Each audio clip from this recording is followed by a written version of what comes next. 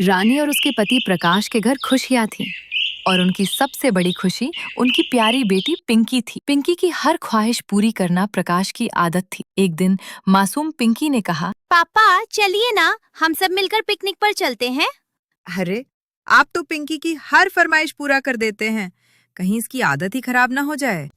मेरी एक ही तो बेटी है, अगर उसकी भी फरमाइश पूरी ना करूं तो किसकी करूं?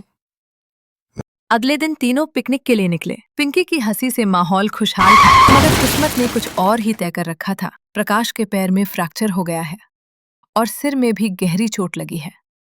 डॉक्टर साहब, ये कब तक ठीक हो पाएंगे? देखिए, मरीज की हालत अभी स्थिर है, लेकिन इलाज लंबा चलेगा। दवाइयाँ और देखभाल बहुत जरूरी होगी। डॉक्टर साहब, मेरी बेटी पिंकी कैसी है? पिंकी ठीक है, दवा खाकर सो रही है। लेकिन प्रकाश जी, आपको समय पर दवा लेनी होगी और पूरी सावधानी रखनी होगी। घर के सारे पैसे इलाज में खत्म हो गए हैं। अब आगे इलाज कैसे होगा? दवाइयाँ कहाँ से आएंगी? कुछ दिनों बाद प्रकाश घर लौट आया, लेकिन चलने फिरने में असमर्थ था। रानी पर पति की देखभाल, घर और बेटी तीनों की जिम्मेदारियां आ पड़ी। रानी, मेरे यूं असहाय हो जाने के बाद तुम्हारे ऊपर मुसीबतों का पहाड़ टूट पड़ा है। दवाइयों का खर्च, घर की जिम्मेदारियां और पिंकी की स्कूल फीस, ये सब तुम अकेले कैसे संभाल पाओगी? आप ज्यादा परेशान मत हो, वरना आपकी तबीयत और बिगड़ जाएगी। मैं आपके छोटे भाई अभय से मदद मांगूंगी। वो जरूर आगे आएगा और हमारी मदद करेगा। रानी, तुमने अभी तक मेरी दवा नहीं दी। क्या हुआ? दवाइयाँ खत्म हो गई हैं क्या? हाँ, बस वही बात है। मैं पास के मेडिकल स्टोर से लेने ही जा रही थी। आप आराम से बैठिए, मैं अभी दवा लेकर आती हूँ। रानी मेडिकल स्टोर पहुंची, लेकिन कई दिनों से दवाइयां उधार लेने की वजह से दुकानदार ने उसे मना कर दिया। बहन जी, समझने की कोशिश कीजिए, मैं अब और उधार नहीं दे पाऊंगा। अब मैं क्या करूं? मुझे अपने देवर अभय से मदद मांगनी होगी। वो अपने बड़े भाई के लिए जरूर आगे आएगा।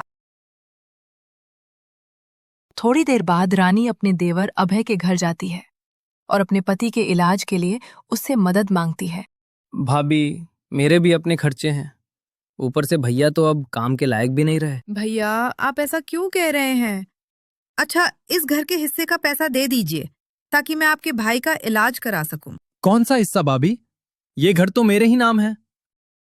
ये सुनकर रानी के पैरों तले जमीन खिसक गई। रानी तुरंत अपने घर लौट आई।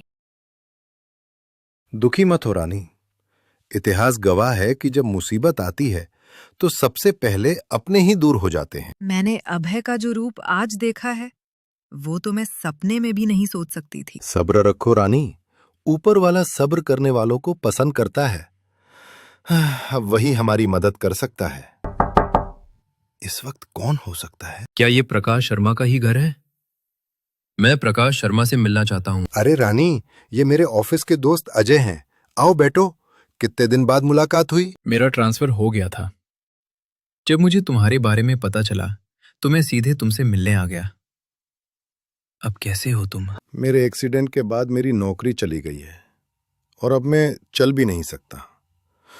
तुम्हारी भाभी ये सब कैसे संभाल रही है मैं बता नहीं सकता। फिक्र मत कर प्रकाश, याद है तुमने मेरी कैसे मदद की थी जब मुझ पर रिश्वत का इल्जाम लगा था? मैं कैसे चुप बैठता, जबकि रिश्वत मैनेजर ने ली थी और आरोप तुम पर लगा दिया गया था। मैंने सिर्फ सच का साथ दिया। प्रकाश, तुम्हारी ये नेकी जाया नहीं जाएगी। मैं तुम्हारा इलाज कराऊंगा और ऑपरेशन भी। भैया, इस मुश्किल समय में आप हमारे लिए फरिश्ते बनकर आए हैं। जब सब अपने दूर हो गए थे, तब आपने आकर हमें फिर से जीने की उम्मीद दी है। इधर अभय गलत कागजात बनवाकर सारी जायदाद पर ऐश की जिंदगी जी रहा था, लेकिन अजय ने चुपचाप सभी कागजों की जांच करवा ली। यह है देवकी, अभय की पत्नी, जो अपने पति को परेशान देखकर कहती है, क्या हुआ जी, इतने परेशान क्यों हो? कुछ बोलोगे भी या नहीं? कोर्ट से नोटिस मिला है भैया की तरफ से। कोर्ट जाने से अच्छा है एक बार भैया से माफी मांग लो।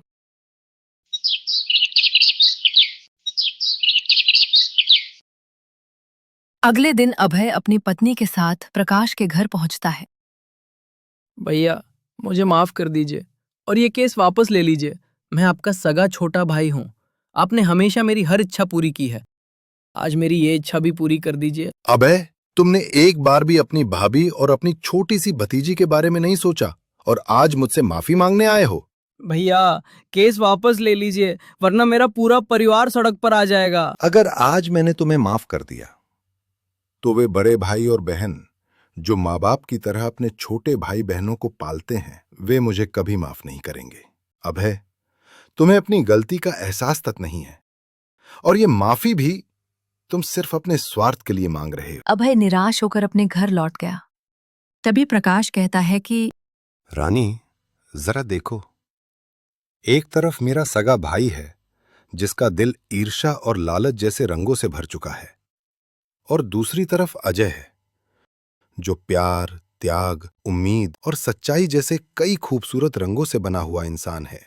खून का रिश्ता हमेशा अपना नहीं होता रानी, दिल के रंग ही बताते हैं कि कौन सच में हमारा है। आप बिल्कुल ठीक कह रहे हैं। ये जिंदगी दिल के वो रंग दिखा देती है जहां खून के रिश्ते फीके पड़ जाते हैं और इंसानियत सबसे गहरा रंग बन जाती है। उधर अदालत में अजय ने अभय की सारी साजिशें सबूतों के साथ सामने रख दी। सच्चाई उजागर होते ही जज ने अपना फैसला सुना दिया। सभी सबूतों के आधार पर अदालत यह फैसला सुनाती है कि यह मामला प्रकाश के पक्ष में है। इस तरह प्रकाश को न्याय की जीत मिली। प्रकाश भैया ने मुझे कहीं का नहीं छोड़ा। एक बंगले की जगह आज मैं एक मामूली किराए के मकान में रहने को मजबूर हूँ। मैंने आपसे कितनी बार कहा था कि अपने बड़े भैया के साथ ये सब गलत मत कीजिए, लेकिन आपने मेरी एक भी बात नहीं मानी। भैया के पास क्या कुछ नहीं था, मेरे नाम पे एक मकान तक नहीं किया। पिताजी ने सब कुछ बड़े भाई के नाम कर दिया। मैंने कुछ भी गलत नहीं किया। आपके भैया ने पूरा कारोबार संभाला, आपकी पढ़ाई पूरी करवाई, आपको नौकरी दिलवाई और आपकी शादी तक करवाई। अब आप मुझे बताइए, आपने उनके साथ ऐसा कौन सा एक भी भला काम किया? अभय के पास अब कोई शब्द नहीं बचे थे। सच्चाई सामने थी और अपराध बोध ने उसे चुप कर दिया। उधर प्रकाश पूरी तरह स्वस्थ होकर अजय के साथ नई कंपनी में काम शुरू कर चुका था।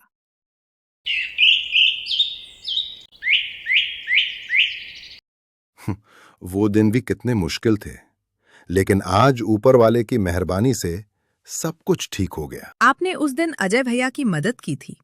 सोचिए, अगर आपने हाथ ना बढ़ाया होता तो शायद हम आज भी मुश्किलों में ही होते। रानी, अच्छे संस्कार इंसान को अपने आप नेकी करने पर मजबूर कर देते हैं।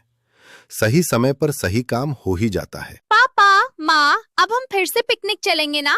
नहीं पिंकी, अभी तुम पिकनिक नहीं जाओगी। अरे क्यों नहीं जाएगी? जरूर जाएगी। हम सब घूमेंगे और इस बार पिंकी की पसंद की जगह चलेंगे।